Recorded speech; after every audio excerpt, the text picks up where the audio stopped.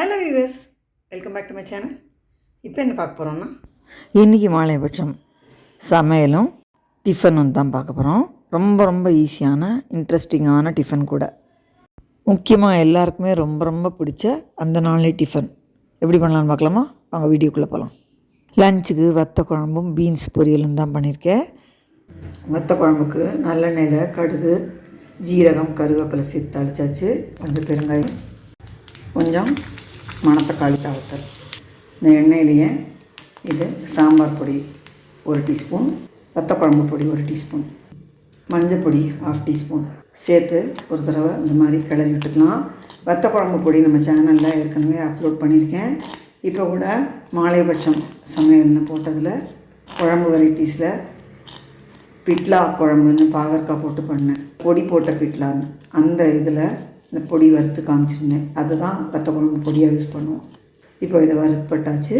ஒரு எலுமிச்சங்காய் அளவு புளியை 1 டம்ளர் தண்ணியில் கெட்டியாக கரைச்சி வச்சுருக்கேன். அதை இதில் சேர்த்து இப்போ குழம்பு நல்லா கொதிக்க ஆரம்பிச்சாச்சு. வத்த குழம்பு ஜோராக கொதித்து வத்தியாச்சு. சூப்பராக இருக்குது மணமே.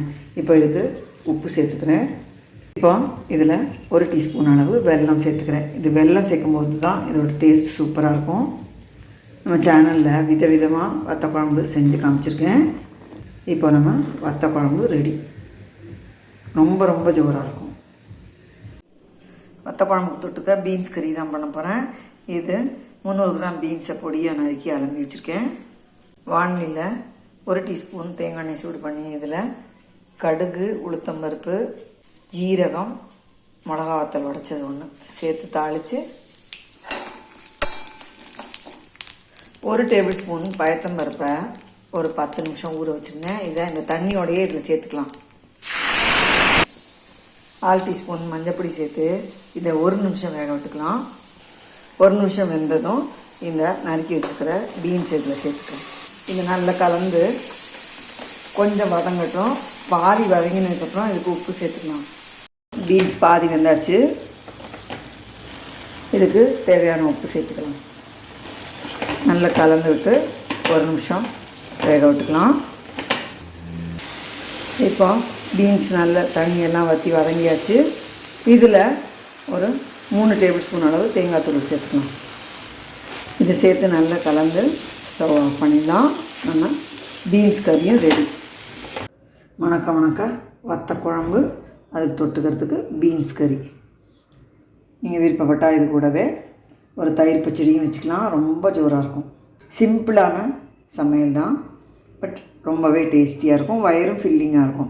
இந்த வத்த குழம்புல பருப்பு இல்லாதனால கறியில் பருப்பு, தேங்காய் எல்லாம் சேர்த்து சாப்பிடும்போது நல்ல வயிறும் ஃபில்லிங்காக இருக்கும். இன்றைக்கி மாலைபட்ச சமையல் இதுதான். இன்றைக்கி மாலைபட்சம் பலகாரம் சூப்பரான அந்த நாளைய மோர்களி. அதுவும் ரொம்ப ரொம்ப ஈஸியாக என்னோடய ஸ்டைலில். வாங்க பார்க்கலாம்.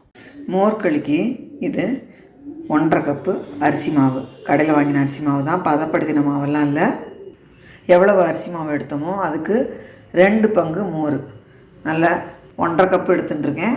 நான் 3/4 கப்பு தயிரில் 3/4 கப்பு தண்ணி விட்டு சிலிப்பி எடுத்துருக்கேன். அதை தான் இப்போ இதில் விட்டுக்கிறேன். இதுக்கு 3/4 டீஸ்பூன் உப்பு போட்டுக்கிறேன்.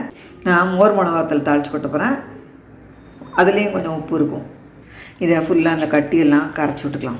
சாதா மிளகாத்தல் தாளித்து கொட்டதாக இருந்தானாக்கா உப்பு பார்த்து போட்டுக்கோங்க. ஒவ்வொரு அரிசி மாவும் ஒவ்வொரு மாதிரி தண்ணி இருக்கும். நீங்கள் தேவைப்பட்டால் இன்னும் ஒரு 1/2 டம்ளர் கூட விட்டுக்கலாம். இப்போ மாவு ரெடி. மோர்களி பண்ணணும். வாண்டியில் 2.5 டேபிள் ஸ்பூன் அளவு நல்லெண்ணெய் விட்டுருக்கேன். நல்லெண்ணெயில் பண்ணால் தான் வாசனையாக இருக்கும். இதில் கடுகு, கடலைப்பருப்பு, உளுத்தம்பருப்பு சின்னதாக இருக்கிறதுனால 6 மோர் மிளகா எடுத்துட்டுருக்கேன். இதை மாதிரி உடச்சி சேர்த்துருக்கேன்.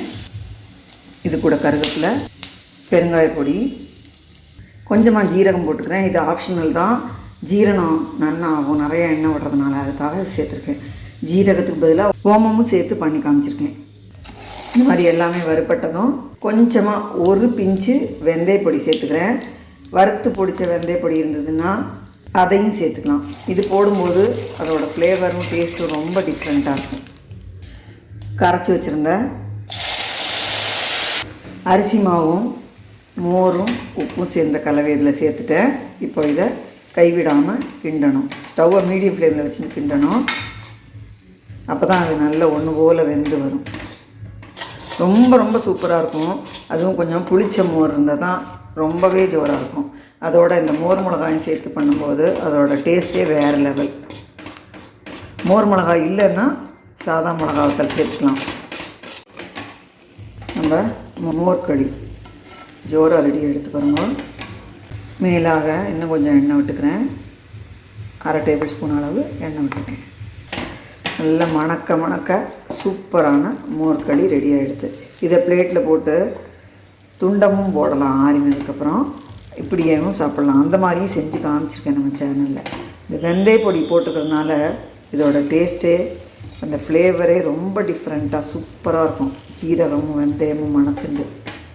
அதோட இந்த பெருங்காய பொடி, நல்லெண்ணெய் கேட்கவே வேண்டாம். இந்த மோர் மிளகா வாயில் கடிப்படும்போது டேஸ்ட்டு ரொம்பவே ஜோராக இருக்கும். இந்த மாவு இந்த மாதிரி கையில் ஒட்டாது, தெரியறதா? இதுதான் பதம். இப்போது மோர் களி ரெடி.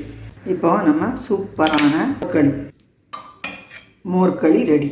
இதுக்கு தொட்டுக்கிறதுக்கு இந்த வத்த குழம்பு சூப்பர் காம்பினேஷன். இது வியூஸ் கண்டிப்பாக ட்ரை பண்ணி பாருங்க. ரொம்ப ரொம்ப ஜோராக இருக்கும். நம்ம சூப்பரான மாலைபட்சம் டிஃபன் ரெடி. சிம்பிளாக ஈஸியாக வித்தின் 15 மினிட்ஸில் பண்ணிடலாம். வத்த குழம்பு பண்ணும்போது இந்த மாதிரி பிளான் பண்ணால் ரொம்பவே ஈஸியாகிடும். சைட் டிஷ் தேட வேண்டாம். இல்லைன்னா இதுக்கு தக்காளி தொக்கோ இல்லை புளி மிளகாயோ வச்சுட்டு சாப்பிட்லாம். சூப்பராக இருக்கும். ட்ரை பண்ணி பாருங்க. அதையும் இந்த வீடியோ எல்லாருக்கும் யூஸ்ஃபுல்லாக இருக்கும்னு நினைக்கிறேன். லைக் பண்ணுங்க, ஷேர் பண்ணுங்க, சப்ஸ்கிரைப் பண்ணுங்க. தேங்க்யூ ஃபார் வாட்சிங்.